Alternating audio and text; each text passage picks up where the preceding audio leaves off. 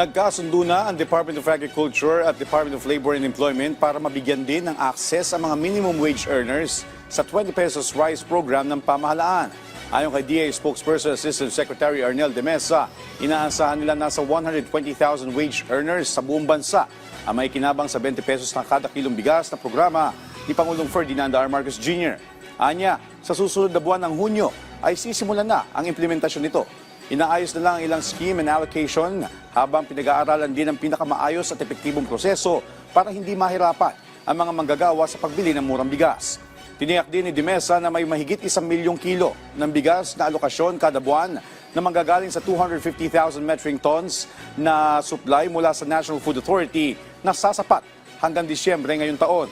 Sinigurado din ng ahensya na patuloy ang suporta sa mga magsasaka para mas maraming palay ang mabili, kasabay ng pagpapanatili ng seguridad ng pagkain sa bansa.